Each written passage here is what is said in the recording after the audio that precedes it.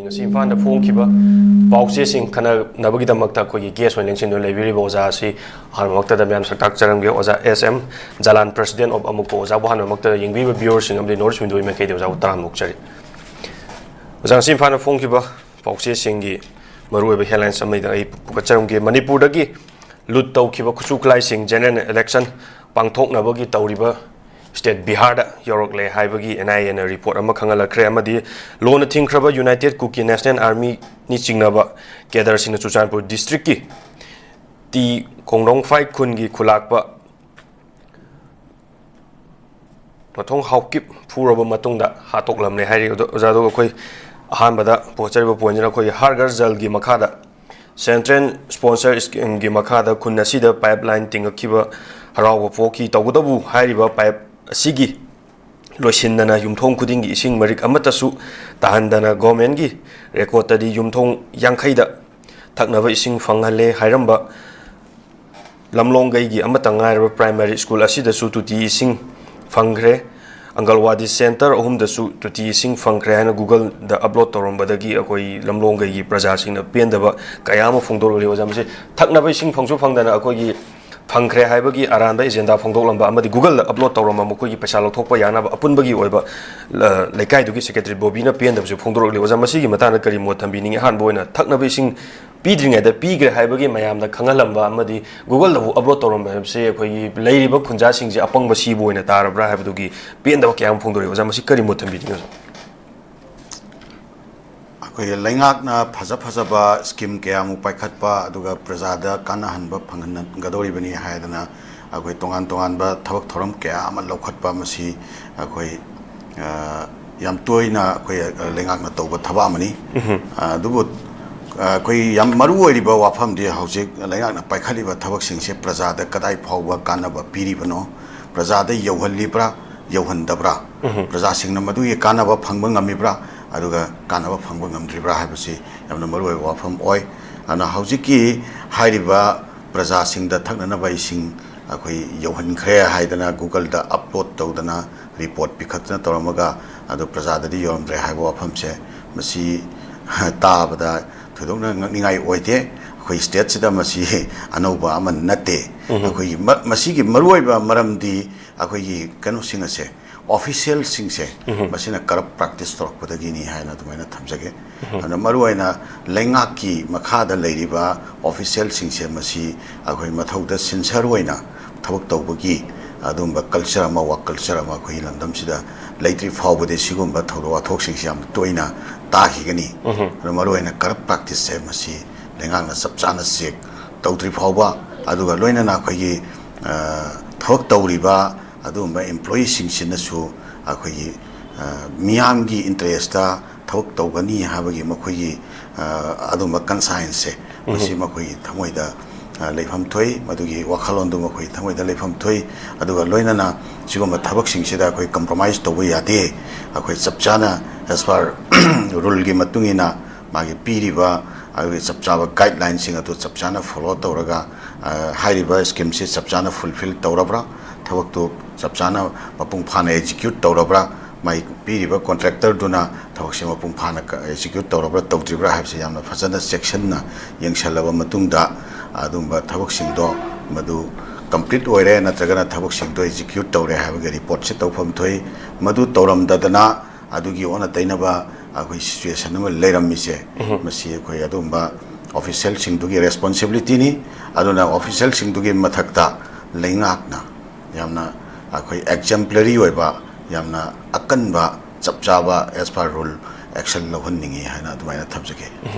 to rikchunu ja hadi aduda chenari ba thabak oina puriba koi thabak tawriba singduna akoi gi aranda mongda keno tawbugi mahuta yam achumba mongda public ta semba pawdom adu phanghan biu habdun jan thambiba wafam jo jadu ani shudu lakchani all kyang wi nupi lup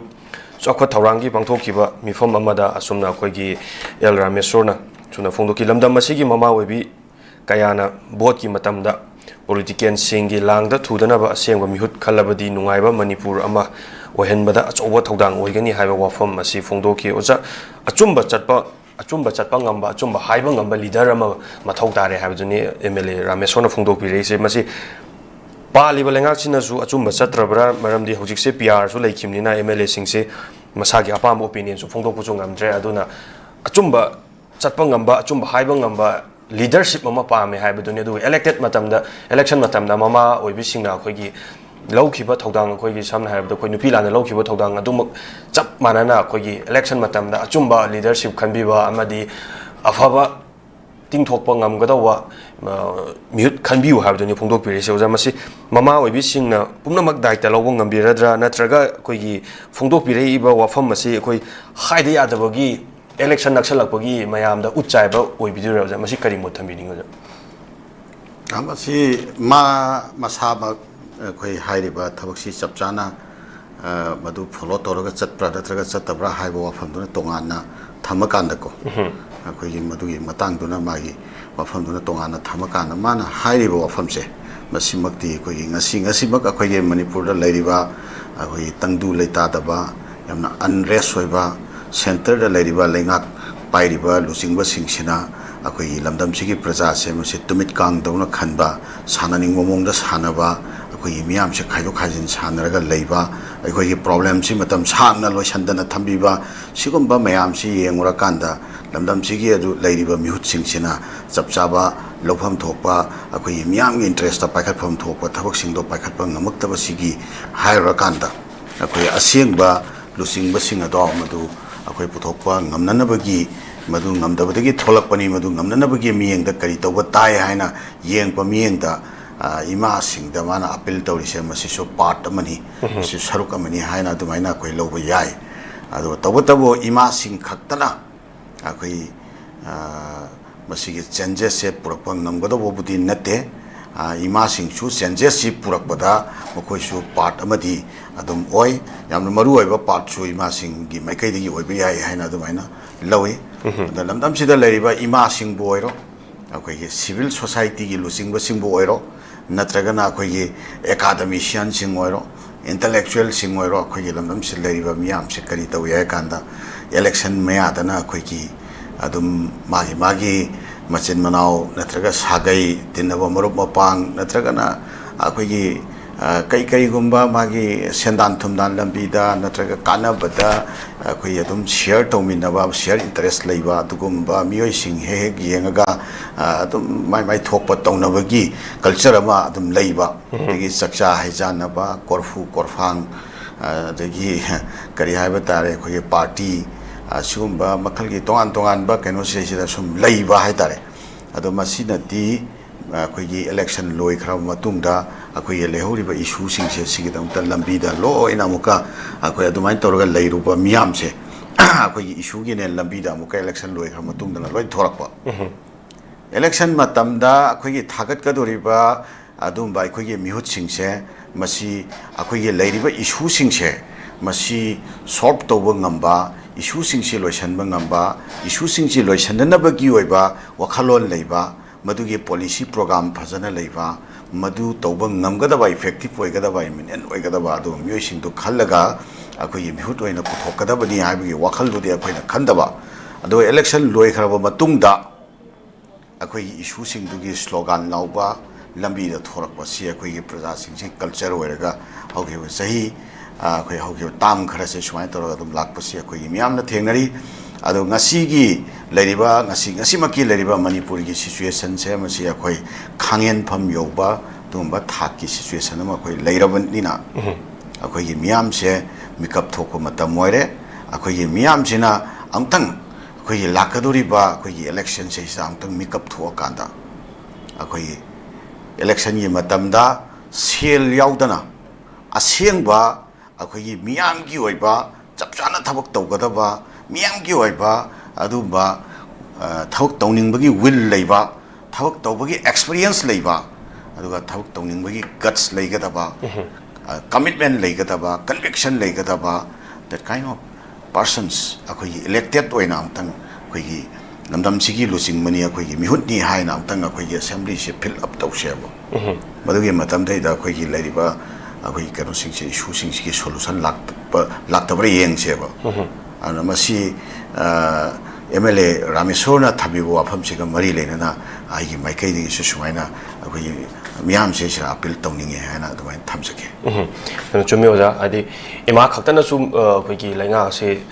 Shem Bamatamda, Ima sing it Togang, Lorogasu Imagine, one bam the pork, Tankhaim, Mogasu, Tankhaim, Dingamoy have done is just left to river candidate to Nasu, a Fabaronda, Sensatumja Yaldana.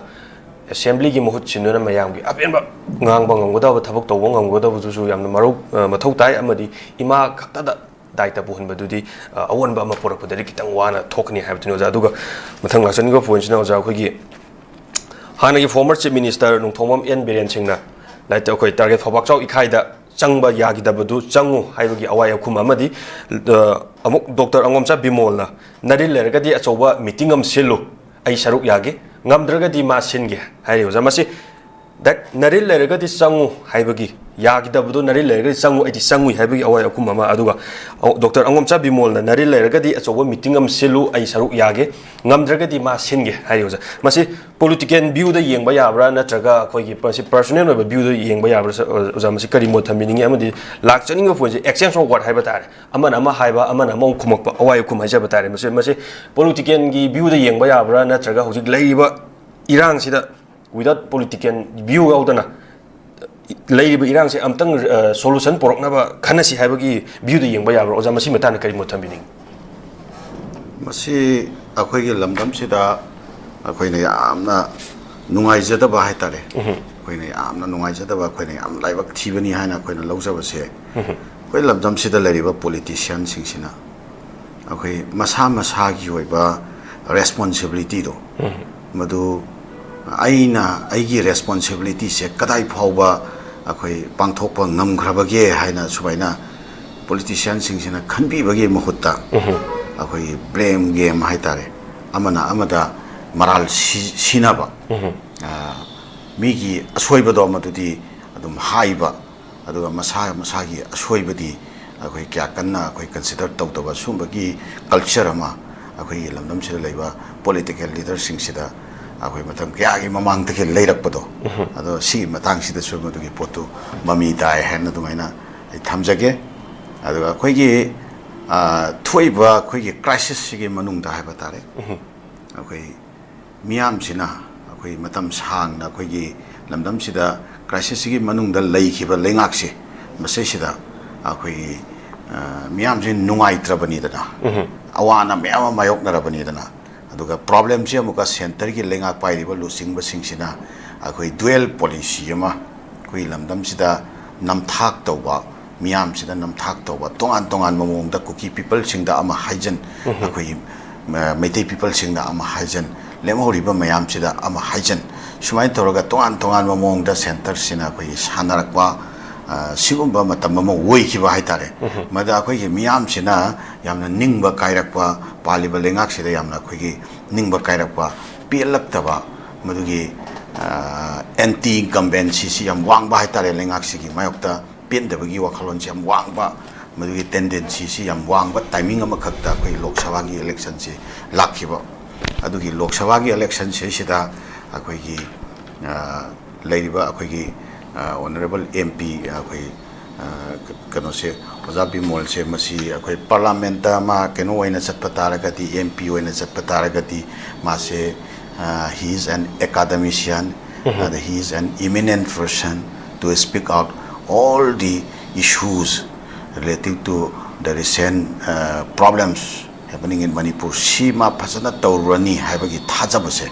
akhoi praja se sida akhoi feel torakpa manasu madugi thajabadu piba haitare ko parliament chalagade parliament nikhai gani parliament gi outside ta suni khai gani aduga akhoi issue sing se masi akhoi kaigumba hallamadi karimari chalamadi puthokna na ba ko ai tawradamni haibasi ai amtang ngammagana ai tawrage ngamdragana ai se haina wasak phau akhoi prajada wasak pana singba ama lakpa praja sidi ngasai degi lengak se frustration leibanina pen da base mai desperation si am wang leibani na adugi kano sida ojapi molgi special praja se am pajana koi thajaba tham khiba haitare ko aduga haujik parliament amuk chakhar khandati amuka masu magi tawba yaba thabak se amna limited oram ba haitare ne parliament ꯍꯣꯏ ꯉꯥꯡꯕꯨꯗꯤ ꯉꯥꯡꯈꯤ ꯑꯍꯥꯟꯕꯒꯤ ꯉꯥꯡꯉꯛꯄꯗꯨꯗꯒ ꯌꯥꯝ ꯐꯖꯅ ꯔꯤꯃꯥꯔꯀꯦꯕꯜ ꯑꯣꯏꯕ ꯃꯑꯣꯡꯗ ꯑꯩꯈꯣꯏ ꯑꯆꯧꯕ ꯀꯩꯅꯣꯃ ꯑꯣꯏꯈꯤ ꯏꯚꯦꯟ ꯑꯃ ꯑꯣꯏꯈꯤ ꯉꯥꯡꯕꯨꯗꯤ ꯉꯥꯡꯈꯤ ꯑꯗꯣ ꯑꯃ ꯑꯅꯤꯔꯛ ꯉꯥꯡꯈꯤꯕꯁꯤ ꯅꯠꯇꯅ ꯆꯞ ꯆꯥꯕ ꯑꯩꯈꯣꯏꯒꯤ ꯔꯤꯖꯜ ꯑꯣꯔꯤꯌꯦꯟꯇꯦꯗ ꯑꯣꯏꯕ ꯄꯣꯠ ꯑꯃ ꯀꯔꯤꯅꯣ ꯍꯥꯏꯕ ꯑꯃꯗꯤ ꯑꯩꯈꯣꯏꯒꯤ ꯊꯣꯛꯏꯕ ꯀ꯭ꯔꯥꯏꯁꯤꯁꯁꯤꯒ ꯃꯔꯨꯑꯣꯏꯅ IDPꯒꯤ ꯏꯁꯨꯁꯤꯡꯁꯦ ꯁꯤꯒꯤ ꯃꯇꯥꯡꯗ ꯆꯞ ꯆꯥꯕ ꯔꯤꯖꯜ ꯑꯃ ꯐꯥꯏꯟ ꯑꯥꯎꯠ ꯇꯧꯔꯛꯀꯗ꯭ꯔꯥ ꯃꯥꯁꯨ ꯇꯧꯒꯅꯤ ꯍꯥꯏꯈꯤꯕꯅꯤ ꯑꯗꯣ ꯇꯧꯔꯛꯀꯗ꯭ꯔꯥ ꯍꯥꯏꯅ ꯈꯟꯕꯗꯨꯃꯛꯇꯤ ꯑꯗꯨꯒꯤ ꯄꯣꯠꯇꯨꯗꯤ ꯑꯣꯏꯔꯛꯇꯦꯕꯀꯣ ꯂꯤꯃꯤꯇꯦꯗ ꯑꯣꯏꯔꯝꯃꯦꯕ ꯁ꯭ꯋꯥꯏꯁꯤꯗꯩꯁꯤꯗ ꯃꯇꯝꯗꯨꯗ ꯃꯥꯅ ꯚꯣꯠ ꯀꯥꯈꯤꯕꯗꯣ ꯃꯗꯨ ꯁꯨꯃꯥꯏꯅ ꯄ꯭ꯔꯖꯥꯗ ꯍꯥꯏꯔꯝꯃꯒ ꯁꯨꯃꯥꯏꯅ ꯇꯧꯒꯅꯤ ꯍꯥꯏꯕꯒꯤ ꯊꯥꯖꯕ ꯄꯤꯔꯝꯃꯒ ꯀꯥꯈꯤꯕꯅꯤ ꯑꯗꯨ ꯇꯧꯈꯤꯕꯅꯤ ꯍꯥꯏꯕꯅꯆꯤꯡꯕ ꯑꯃꯨꯛꯀ ꯍꯧꯖꯤꯛꯀꯤ ꯀꯩꯅꯣꯒꯤ ꯃꯥꯏꯀꯩꯗꯒꯤꯁꯨ ꯑꯩꯈꯣꯏꯒꯤ BJPꯒꯤ ꯃꯥꯏꯀꯩꯗꯒꯤ ꯃꯔꯨꯑꯣꯏꯅ XCMꯒꯤ ꯃꯥꯏꯀꯩꯗꯒꯤ ꯑꯗꯨꯝꯕꯒꯤ ꯋꯥꯐꯝ ꯈꯔ ꯂꯩꯔꯛꯄ ꯍꯥꯏꯇꯥꯔꯦꯅꯦꯀꯣ ꯑꯗꯨꯒꯤ ꯋꯥꯈꯜꯂꯣꯟꯗꯨ ꯂꯩꯔꯛꯄ ꯑꯗꯣ ꯁꯣꯝ ꯅꯥꯀꯟꯗꯒꯤꯁꯨ ꯑꯃꯨꯛꯀ ꯏꯁꯨꯁꯦ ꯅꯪꯅ ꯅꯪꯒꯤ ꯃꯇꯝꯗ ꯂꯣꯏꯁꯟꯕ ꯉꯝꯈꯤꯕ꯭ꯔꯥ ꯅꯠꯇ꯭ꯔꯒꯅ ꯅꯪꯅ ꯀꯔꯤ ꯇꯧꯔꯝꯃꯤ ꯇꯧꯔꯝꯗꯦ ꯑꯗꯨꯒꯤ ꯂꯤꯃꯤꯇꯦꯁꯟ ꯈꯔꯕꯨꯗꯤ ꯂꯩꯉꯥꯛ ꯄꯥꯏꯔꯤꯕꯗꯨꯗꯁꯨ ꯂꯩꯔꯝꯒꯅꯤꯀꯣ ꯂꯣꯏꯅ ꯍꯥꯏꯕ ꯌꯥꯕ ꯌꯥꯗꯕ ꯃꯥꯒꯤ ꯁꯤꯆꯨꯋꯦꯁꯟꯁꯨ ꯃꯉꯣꯟꯗ ꯀꯝꯄꯦꯜ ꯇꯧꯕ ꯁꯤꯆꯨꯋꯦꯁꯟꯁꯨ ꯂꯩꯔꯝꯒꯅꯤ ꯂꯩꯔꯝꯃꯣꯏ ꯍꯥꯏꯅꯤꯡꯉꯥꯏꯗꯤ ꯂꯩꯇꯦꯕꯀꯣ ꯑꯗꯨꯕꯨ ꯃꯗꯨꯒꯤ ꯃꯌꯥꯝꯗꯣ ꯑꯩꯈꯣꯏꯒꯤ ꯍꯧꯖꯤꯛ ꯐꯥꯎꯕꯒꯤ ꯑꯣꯏꯅꯗꯤ ꯆꯞ ꯆꯥꯅ ꯑꯩꯈꯣꯏꯒꯤ ꯏꯁꯨꯁꯤ ꯃꯥꯏ ꯄꯥꯛꯅ ꯍꯦꯟꯗꯜ ꯇꯧꯕ ꯉꯝꯕ ꯄꯣꯠ ꯑꯃꯗꯤ ꯑꯣꯏꯗ꯭ꯔꯤꯕꯅꯤ나 ꯁꯤꯗꯩꯁꯤꯗ ꯗꯤꯕꯦꯠ ꯇꯧꯅꯁꯤꯒ ꯍꯥꯏꯕꯅꯆꯤꯡꯕ ꯆꯦꯂꯦꯟꯖ ꯑꯃ ꯑꯩꯈꯣꯏꯒꯤ ꯑꯣꯅꯔꯦꯕꯜ MPꯒꯤ ꯃꯥꯏꯀꯩꯗꯒꯤ ꯊꯝꯃꯛꯄ ꯍꯥꯏꯇꯥꯔꯦ ꯃꯗꯨꯒꯤ ꯔꯤꯄꯔꯀꯁꯟꯗ ꯆꯤꯐ ꯃꯤꯅꯤꯁꯇꯔꯒꯤ XCMꯒꯤ ꯃꯥꯏꯀꯩꯗꯒꯤꯁꯨ ꯑꯃꯨꯛꯀ ꯐꯥꯎꯆꯥꯎ ꯏꯈꯥꯏꯒꯤ ꯃꯥ ꯆꯪꯕ ꯉꯝꯈꯤꯗꯕꯒꯤ ꯆꯪꯕ ꯉꯝꯒꯅꯤ ꯍꯥꯏꯅ ꯆꯠꯂꯒ ꯑꯗ ꯆꯪꯕ ꯌꯥꯔꯣꯏꯅ ꯍꯥꯏꯔꯛꯄ ꯀꯥꯟꯗ ꯅꯪ ꯍꯜꯂꯛꯈ꯭ꯔꯤꯗꯨꯗꯤ ꯍꯥꯏꯕ ꯋꯥꯐꯝ ꯑꯃꯨꯛ ꯂꯥꯛꯄ ꯀꯥꯟꯗ ꯑꯃꯨꯛ ꯀꯧꯇ꯭ꯔꯨꯛꯀꯤ ꯑꯃꯨꯛ ꯍꯥꯏꯔꯛꯄ ꯁꯨꯃꯥꯏꯅ ꯇꯧꯅꯗꯅ ꯑꯋꯥꯏꯈꯨꯝꯒꯤ ꯄꯣꯠꯁꯤ ꯂꯥꯛꯑꯦ ꯑꯗꯣ ꯑꯦꯅꯤꯋꯦ ꯑꯩꯈꯣꯏꯅ ꯍꯥꯏꯅꯤꯡꯕꯗꯤ ꯂꯩꯔꯤꯕ ꯁꯤꯆꯨꯋꯦꯁꯟꯁꯤꯗ ꯑꯩꯈꯣꯏ ꯈꯨꯗꯣꯡꯆꯥꯕ ꯄꯣꯂꯤꯇꯤꯀꯦꯜꯂꯤ ꯈꯨꯗꯣꯡꯆꯥꯕ ꯂꯧꯅꯕ ꯍꯥꯏꯒꯗ꯭ꯔꯥ ꯃꯥꯏꯂꯦꯖ ꯂꯧꯅꯕ ꯍꯥꯏꯒꯗ꯭ꯔꯥ ꯃꯗꯨꯒꯤ ꯑꯣꯏꯕ ꯃꯑꯣꯡꯗ ꯈꯛ ꯑꯩꯈꯣꯏ ꯑꯃꯅ ꯑꯃꯗ ꯄꯣꯏꯟ ꯐꯤꯡꯒꯔꯁ ꯇꯧꯅꯔꯒ ꯑꯋꯥꯏ ꯑꯈꯨꯝ ꯇꯧꯅꯔꯒ ꯂꯩꯕ ꯑꯗꯨꯅꯗꯤ ꯑꯩꯈꯣꯏꯒꯤ ꯂꯩꯔꯤꯕ ꯁꯤꯆꯨꯋꯦꯁꯟꯁꯤꯗ ꯑꯩꯈꯣꯏ ꯄꯣꯖꯤꯇꯤꯕ ꯑꯣꯏꯕ ꯑꯩꯈꯣꯏ ꯂꯝꯕꯤ ꯑꯃꯗ ꯂꯥꯛꯄꯗ ꯊꯣꯏꯅ ꯃꯗꯨꯒꯤ ꯀꯥꯟꯅꯕ ꯃꯇꯦꯡ ꯄꯥꯡꯕ ꯄꯣꯠ ꯂꯩꯔꯣꯏ ꯍꯥꯏꯅ ꯑꯗꯨꯃꯥꯏꯅ ꯂꯧꯖꯅꯤꯡꯉꯤ ꯑꯗꯨꯒꯤ ꯃꯍꯨꯠꯇ ꯑꯩꯈꯣꯏ ꯕꯣꯠ ꯁꯥꯏꯠꯁꯇꯒꯤ ꯑꯗꯩ ꯂꯣꯏꯅꯃꯛꯇꯒꯤ ꯑꯩꯈꯣꯏ ꯍꯥꯏꯇꯥꯔꯦꯀꯣ ꯑꯩꯈꯣꯏ ꯐꯖꯅ ꯇꯥꯟꯅ ꯇꯤꯛꯅꯔꯒꯀꯣ ꯐꯖꯅ ꯑꯩꯈꯣꯏ ꯅꯔꯤꯜ ꯏꯔꯤꯜ ꯌꯦꯡꯅꯅꯕꯒꯤ ꯃꯤꯇꯤꯡ ꯀꯧꯕ ꯅꯠꯇꯕ ꯅꯔꯤꯜ ꯏꯔꯤꯜ ꯌꯦꯡꯅꯅꯕꯒꯤ ꯑꯩꯈꯣꯏ ꯐꯝꯃꯤꯟꯅꯕ ꯅꯠꯇꯕꯀꯣ ꯑꯩꯈꯣꯏꯒꯤ ꯐꯖꯅ ꯇꯥꯟꯅ ꯇꯤꯛꯅꯕꯒꯤ ꯑꯣꯏꯕ ꯃꯑꯣꯡꯗ ꯄꯥꯎ ꯐꯥꯎꯅꯕ ꯐꯝꯃꯤꯟꯅꯕ ꯃꯊꯧ ꯇꯥꯕ ꯂꯩꯒꯅꯤ ꯇꯥꯟꯅ ꯇꯤꯛꯅꯕ ꯃꯊꯧ ꯇꯥꯕ ꯂꯩꯒꯅꯤ MPs and the MLAs coordination darkar laigani despite of differences of the political party ko magi political party ki manadaba adi wadu tokthokraga MP sing lawgadaba thodang karino MLA sing lawgadaba thodang karino leader sing lawgadaba thodang karino opposition oigera natragana kenogi oigera ruling gi oigera ko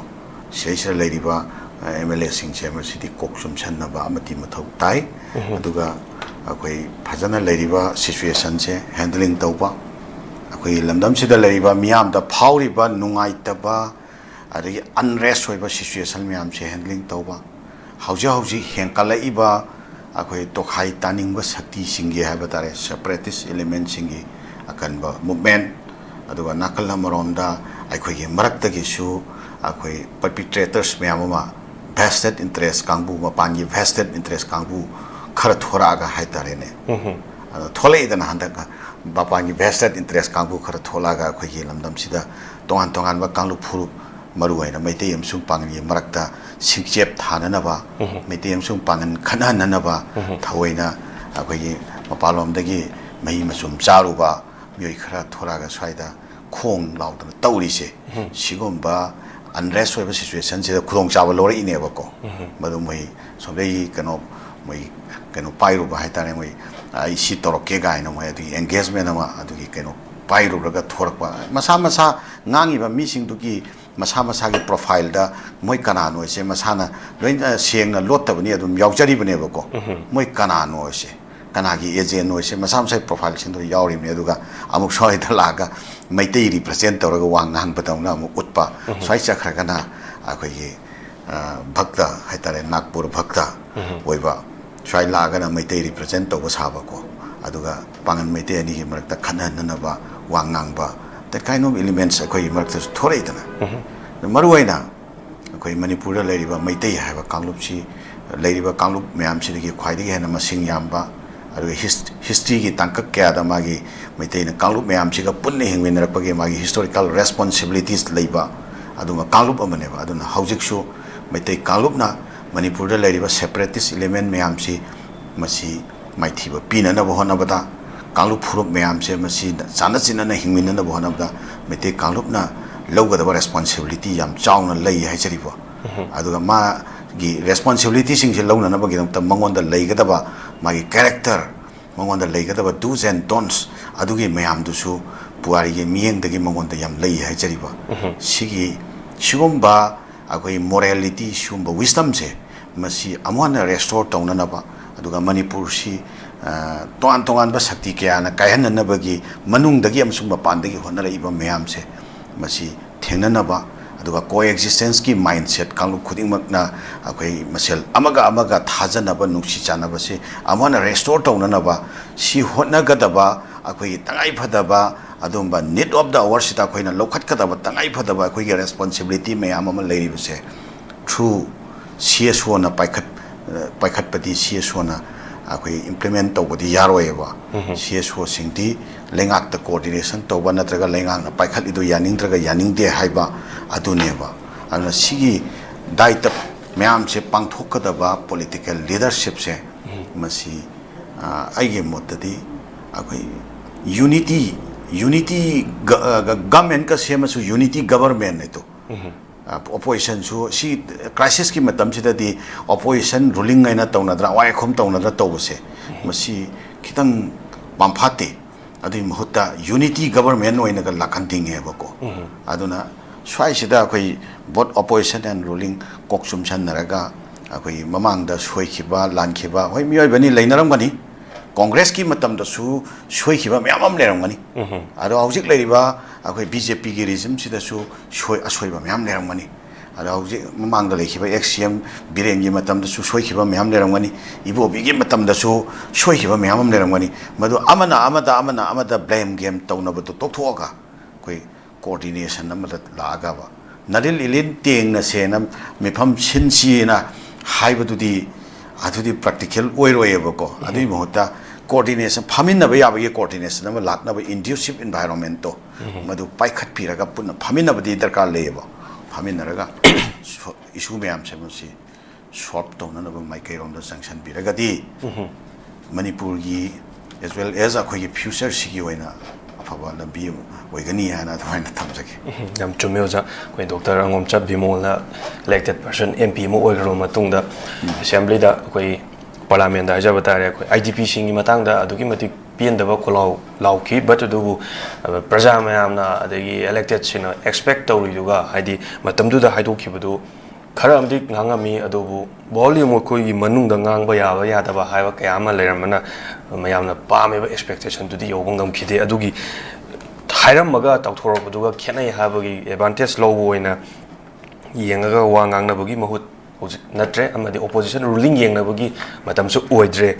point of the view plug kokchung chan naraga opposition ju ruling ju leiriba situation je amtang di peace fully calm da pubiro o habadu new zan thabiro wafam jam marik chomyo ja duga mathang da lakchani bo point je khogi mi tara mari si ki ba June 18 thodok ta CBI da closure report ama pikhat kare court na reject taw kare mara leiraba maran siriba personnel court na kau kare thodok asida maran siriba CRPF personnel sing lakliba November gi tarik 15 da court ta karaknaba oina khangan kare hayo jamase June 18 thokiba gi thodok se kui kharaga su hojik ta na hongna na amu chenariba mioi sing court कारक नब खंगन खरे हाइबगी मतंग सिदा ओजा करी मो थंबिनिंगी अमदे कोइ मणिपुर की प्रजा सिंगदा मतमदो दा तौकिबे थ्रिटन सिंग कोइ चहीगी June 19 हाइन हाइकल कत्तुना लाक्लिबा असि मखोइगी दमक्तनी अदुबो ngasi कोइ कोर्ट ना November 25 बोकी मनुंग द चेनरीबा CRPF पर्सनल सिंग कोइ कोर्ट कारक नब खंगन खरे हाइबगी ऑर्डर म थोक्रे मसिगी मताना करी मो थंबिनिंग अखोइगे इंडियन जुडिशियरी सिस्टम से मसी याम सेंगना आई मोट पिजो हारगति मसी अखोइ फेल मक्ति हाबे यात्रे ꯑꯩꯈꯣꯏ maximum ko maximum ꯑꯩꯈꯣꯏꯒꯤ ꯃꯥꯏ ꯄꯥꯛꯇꯕ ꯑꯩꯈꯣꯏꯒꯤ maximum ꯑꯩꯈꯣꯏꯒꯤ culpritsꯤꯡꯁꯦ ꯃꯁꯤꯗ advantage ꯄꯤꯕ advantage culpritsꯤꯡꯁꯤꯅ escape ꯇꯧꯅꯅꯕꯒꯤ advantage ꯌꯥꯝ ꯐꯪꯕ that kind of judiciary system ꯑꯃꯅꯤ ꯍꯥꯏꯅ ꯑꯗꯨꯃꯥꯏꯅ ꯑꯩ ꯂꯧꯏ ꯑꯗꯨꯅ ꯃꯔꯝ ꯑꯣꯏꯔꯀꯥꯟꯗ ꯑꯩꯈꯣꯏꯒꯤ huran chinthi natragana akhoi tongan tongan ba immoral loiba activities da senaba mioi kaya akhoi Indian judiciary ki system se sigi makhada follow tawraga chatpada makhoi sing to justice delivery tawba ngamaroi haibagi akhoi wakhallon che masi praja da loi leyeba ko akhoi people sida loi feel tawreba aduna kanagum huran bam phare haiba kanda akhoi praja na pop tharaga heta hatokpagi akhoi kenoma laisi akhoi police ne as per rule as per law police na senagadamni police na lokhat pham thokpa thabak singdo madu lokhat chagadabani aduga lokhat khaga adugi makhada adugi system dugi makhada akhoi follow tawba matamda justice masana phangjagadamni haiba adugi thajaba ma praja da leitabaduna maram orakanda praja na phangingaida justice to mob tuna justice to hoksena khalga heta tawbagi culture ama laise mob justice ki culture ama laise judiciary system chi ki failure of the judiciary system chi maroiba part amane ba maroina da example am khatang haisake ko akhoi ngarang nahan chi akhoi gi kanoda ayam kuidringai gi mamangda haitare tha kharagi mamangda akhoi mayai lambi da men phanjoram dai da leba pawide khaiba khundu dagi akhoi gi miman natra miyam ga miman natra ba adum lunatic oiba mishak makha junam huitrom makhalikai habam phamsida hat leba ko praja gi mop am khakna hat di madaida akhoi gi yumnam huitrom makhalikai area du da leba aramba unit ki adum mioi sing makhoina mapung oina men accuse oina senaramdagi makhoigi mi phaba punbagi pot leikhi bako miyam ihau yamna kanki adu yamna kanba akhoigi public ki oiba akhoi nungaitaba adumba kano leijaba taragasu akhoi praja singna pendaba miyamam leiba taragasu akhoi sio singi maikaidi yamna significant oiba pot amana police ta thajaba thamaga akhoi kano ban natraga blockade natraga na kari kra akhoi stern noiba adumba kano amata step amata lawkhida ba haitare ko the police na su mioi khara phagat pa houdana khotana thang from initiative khara paikhatna khokatana prajagi interest ta thawuk tawi haidana prajan so feel tawba matang ama leikhiba adu khara lerakanda khamai tawi haikanda magi thahumgi manungda charge sheet matam chana charge sheet submit tawgadabse masi charge sheet se submit tawhodragadi mai kano dum yaujariba pharuri ba accusing se bail da pigadabani haidana akhoi kano sing se hojiki pharaga thamkhriba adum be accusing sina bail piona apply tawre bail do reject tawraga leiringa sita charge sheet se thahumge manung sireisira submit tawbidre प्रजादना मोगी जेसीदना अखोई पुलिसना थाहुमगी मनुंगसिदा अखोई charge सोइदना submit तौगनी accused ma'am से सोइदना चपचाब as per लो मखोई चपचाब action फंगनगनी अखोई करिगुंबा prosecution की माइकैदा police की माइकैदा लापसे समतल लेहलोयना थाजबा पीरिबनी को पीना थाहुम सिरेसिदा चार्ज से submit तौग ngамद्रेव charge sheet submit tawba ngamdrisi submit toramdrisi karigino hangu matamda akhoi report amakha physical accessibility report amakha ko lawgadaba adugi report si matam chana laktan tawbane na hai physical accessibility report se karigi damakta matam chana laktribano laiba question di the physical accessibility report se matam chana laktrabasu charge sheet sidi matam chana magi culpritsing do accusing do ma escape tawkhiba yabagi legally escape tawkhiba bail phangkhiba yabagi adumba lambi leibanina madu thoktana wa thawngi manung sida submission tawhoraga awat pasi amuka keno oina additional oina supplementary keno oina kona amuka hapchat be yai hariba ꯑꯗꯨꯒꯤ ꯄꯣꯠꯇꯨ ꯇꯧꯗꯕꯤꯗ ꯊꯥ ꯑꯍꯨꯝ ꯐꯥꯎꯕꯒꯤ ꯃꯅꯨꯡꯗ ꯀꯔꯤꯒꯤꯗꯃꯛꯇ ꯑꯩꯈꯣꯏꯒꯤ charge ꯁꯤꯠꯁꯦ submit ꯇꯧꯗꯕꯅꯣ ꯍꯥꯏꯕ ꯄꯣꯠ ꯑꯃ ꯂꯥꯛꯄ ꯀꯥꯟꯁꯤꯗ ꯃꯤꯌꯥꯝꯗ ꯍꯧꯖꯤꯛ ꯐꯥꯎꯔꯤꯕ ꯋꯥꯈꯜꯂꯣꯟꯁꯦ ꯃꯁꯤ ꯊꯑꯣꯏꯅꯃꯛꯀꯤ ꯑꯦꯀ꯭ꯌꯨꯁꯁꯤꯡꯁꯦ ꯊꯣꯛꯈꯤꯅꯅꯕꯒꯤ ꯀꯟꯁꯄꯤꯔꯦꯁꯤ ꯑꯦꯀ꯭ꯌꯨꯁꯁꯤꯡꯁꯦ ꯕꯦꯜꯗ ꯊꯣꯛꯈꯤꯕ ꯌꯥꯅꯅꯕꯒꯤ ꯀꯟꯁꯄꯤꯔꯦꯁꯤ ꯑꯃꯒꯤ ꯃꯈꯥꯗ ꯄꯨꯂꯤꯁꯁꯤꯡꯗꯨꯅ ꯃꯇꯝ ꯆꯥꯅ ꯆꯥꯔꯖ ꯁꯤꯠꯁꯦ ꯁꯕꯃꯤꯠ ꯇꯧꯗ꯭ꯔꯤꯕꯅꯤ ꯍꯥꯏꯕ ꯋꯥꯈꯜꯂꯣꯟ ꯑꯃꯈꯛ ꯄ꯭ꯔꯖꯥꯗ ꯂꯥꯛꯑꯦꯕ such kind of situation sida akhoi justice si through akhoi gi kano executive or through judiciary karbaina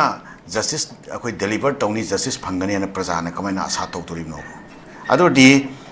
mi hat khiba mi singduna hat bu hatu urakati at any cost anyhow any situation da escape tawna na bagi magi min sama dum sungsoi soi dana dum phangani haibagi confidence tu mangon da leiba taragadi mathang so amuga dum ba mi amu hat pada mangon da kashu kano le roi nungai tabal le roi kan ta akiba le roi ain lady haibagi mangon da akiba do le roi ba such kind of things masi akoi lepak se sida lady ba aduna justice delivery system se masi akoi through akoi judiciary system of India ko judicial system of Manipur aruga akoi prosecution haiba tare akoi police akoi security lady masing sina tawri ba thabak sing se loina maksi akoi afhaba aduga progressive oiba akoi situation nama di soi oidre haina adumaina thamjage June 18 gi potse 2001 gi neba 2001 da thokiba thodok amakhaki haduba keno se CBI na khoi gi keno se hojik ta file tawre 2025 da asuk sangba matam si 2001 da 2025 phausi sahi kunmari 24 years ana matam du de accuse oi giba mi sing do si gib su yoro mane soidana adaki adudi ai dandi phangagadoribni gaina hanna phajana magi preparation nama tauraga dandi phangudori men lakadoribra natraga makhoi singdu chahi konmari sire sai dandi phangdore khangagadi lepak se thadu ga chen khiba yabagi or any situation da magi mawon delegation tauriba mayam se masi ma preparation nam tauraga ma adugi pot singdu akhoi adri escape tawna ba legally escape tawna ba magi preparation mayam ma adagi keno mangonda prosecution tawriba kadoriba mayam to the ken khangan ba khangde ama khangde mayam means mayam season naraga lobby tawbani khangde corrupt tawbani khangde lobby mayam season naraga ma escape tawna na bi lambi mayam preparation torpa yabagi keno leitabra ba sei kon mari sirama tumina leigadra ba the karai the justice lakadorib no ba such kind of things masiti akoi yamna unfortunate oi akoi system se masi failure ni ana masida gi akoi justice lakani haibse kamaina asa tawgadorib no yam ningba kainingai ni haina leiba si ate yamna kupna khanarudra soba court da reject tawi ga haise sisu yamna ningba kainingai ni si akoi justice system se masi tasengbadi hoi huji ki leriba immediate concern sida budi khitang keno ya du akai khitang sang na yengba mengda akai judiciary system se mase phajana reform tawdragadi leipak si yaroi haba adki observation do ai thamjake yamna mari chumba phun no jan thabi jo phun jo ja do koi roibada lochini mo point je koi North Student Organization gi General Council meeting Manipur da thokliba issue gi matang da maru oina khanakre North Student Organization gi Sahi gi oina pangthokpa General Council meeting da koi gi October 26 da gi Arunachal Pradesh gi namsai da pangthoktuna lagli akoi Manipur state ki oina All Manipur Student Union gi president na luchingba mairoi taruk ki state ki mihut silaga saruk yakre aduga koi conference asida illegal immigration singi su koi mayok da wa kayam so haikre aduga hojik haikre biji matang da ai topic umna bhocharam gyo ja koi hojik chahi ani makai hena lan tawrakle amadi free movement fangdri highway ta kun chaning mo pham da chatpa yadri lambi khidang hek chatpa ga athing ma myamam leiri aduga amana koi IDP sing masagi mayum da hanjanan ba yadaba gi leiri ba matang asida su wasi koi ju pukala khare aduga amana koi gi Manipur yamna related oiba koi Shillong da laiba koi red and han khangna ba raspberry thuagi bagi matang sisu pukalaga si khana grai ba tare oja masi pukhalagli ba matang jida khana re topic siga koi union koi student union singna masi gi koi conference asida pukhalagi ba si yamna koi laiba pha ne haja ba tare oja ado masi kari mo thambiningi oja aroi bada pukalakli ba koi chahi ani hena free movement phangaktraba ITP sing mayum na jalan bagi suwa khana ba ju lai khidraba amadi koi Shillongi red and thuga gi bagi matang gi da su pen da pukalak pose oja masi aroi wen kari mo thambiningi oja adam partly akhoi se pungning thawani ngai oi haina buti adum thamjake adubu karibu kana gadori bono karamba kari significant oi ba karamba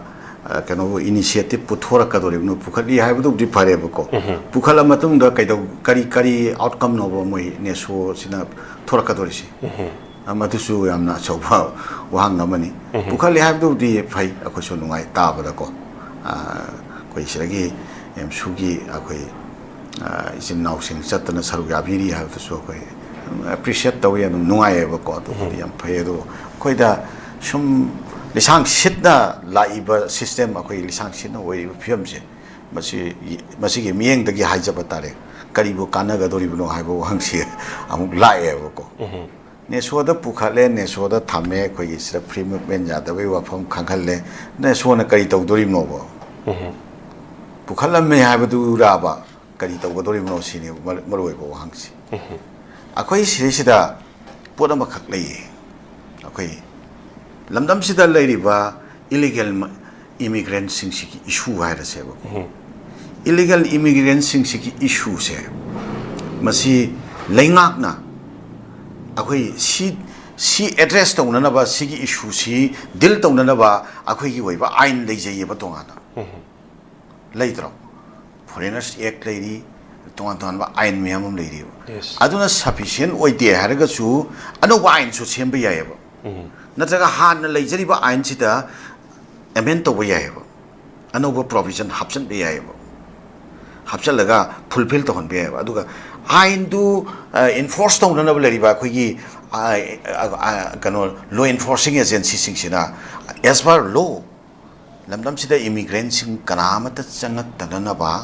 hana leiriba immigrant sing si detect tawna na bagi system ma akhoi leipak si leiriba governance sina adu system du pakhat sagada manatra ba sira akhoi praja gi marakta illegal migrant adu ata antaraga hot issue oina sum sigi surface ta tan bagi podama leiri si adu tahalla kanda kalubam gi marakta polarization gi environment na create tawna na ba tawri se masi akhoi gi marakta khaibung tan han na ba thaoina ma ki instigate tawba kalubama akhoi da nakoi na natraga haktheng na instigate tawba kalubama leira bra haiba se si phawba akhoi praja na understand tawba gamdab se swai tangkak sita ne ba khoina ningba kaire se illegal migrant leire lamdam sida leire haibase kana na detect togadam law na detect togadam ne law na detect toba matam da law enforcing agency sing sina madugi thau pai khatpa matam da ayat pa pirak pudu as par law dil toba law ngang na ba leiri ba law enforcing agency sing sina adum ba kalup sing do dil to han se ba adu dil to han bagi thabak to lengak na dil to han na ba sabsaba commitment am da pai khalo ba adu ge matang to central government chu akoi mamit ushalaga mana pangshalaga laiba doi taragadi central government sina tauri si akhoi ge lamdam se sida population transfer gi oiba tongan ba aron ba thaurang ama chapchana paikhalaga akhoi lamdam se leriba miyam se masigi marakta balance tawna na ba khana hanna na ba akhoi sire sire matam sangna gi akhoi matam sang tagi leireiba akhoi gi kari haitare akhoi right to self determination ge movement na singba ton be issue me am se masi akhoi kano tawna ba namdhan na ba aduga akhoi gi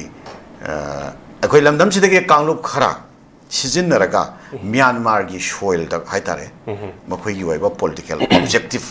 geopolitics ki waiba objective khara sap tawna ba thawaina maki tawri bani madugi teksak madugi awaba potlum sina akhoi miyam sina in reality da akhoi pu leire ha se lamdam sigi akhoi ge kharsang na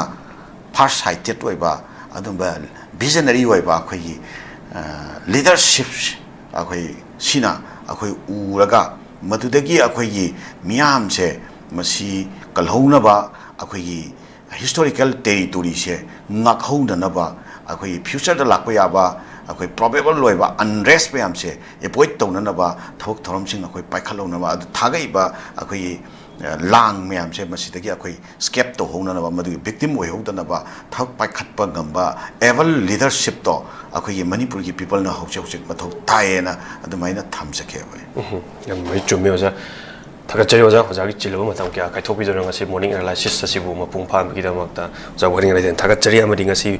north window gi morning analysis ngasi gi di matang ngasi da lotion jari amuka hana dong ho structure thodam kurum jari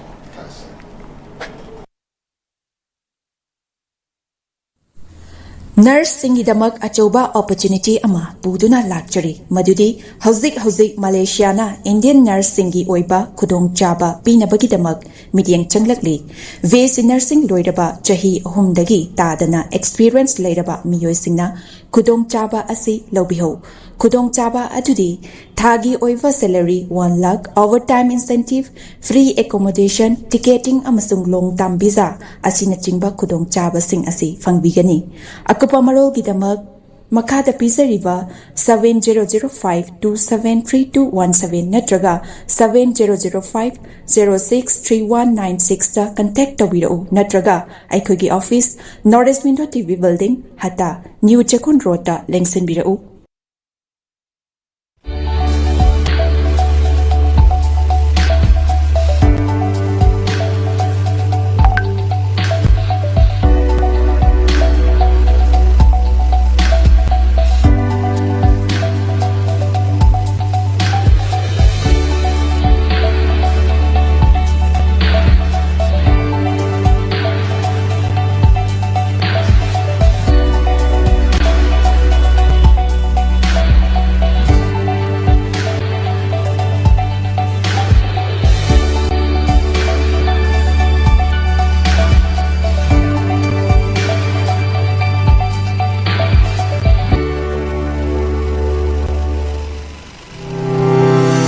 Step into a world of endless possibilities with 18 dynamic faculties and 180 plus courses. Unlock your potential with industrial-ready training and placements. SGT University, empowering tomorrow's leaders. Class 12 amasung graduate loiraba mahiro singidamakta Germany da hospital program tamba yabagi khudong chaba pisari hairiba program sing adudi ahanbada accountancy hairiba stream asida tamnabagidamakta commerce background leibaga loinana 60% fangba oigedabani ani subada hotel management hairiba stream asida tamnabagidamakta any stream da 50% fangba oigedabani ahum subada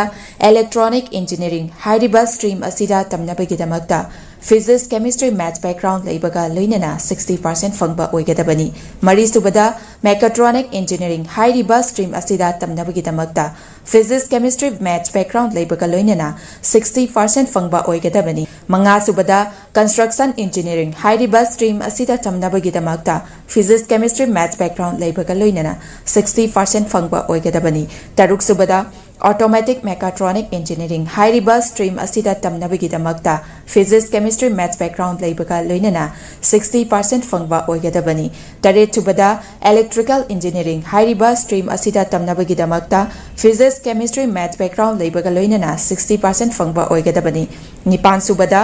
medical technician radiology assistant MTRA tamnabagidamakta any stream da 50% fangba oigedabani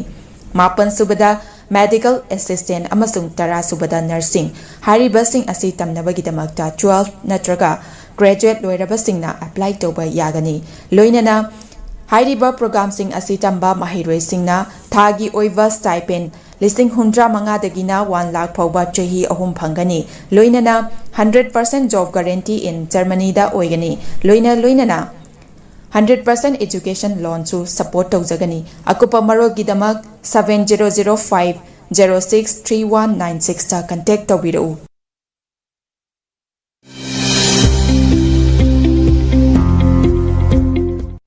Welcome to Uttaranchal.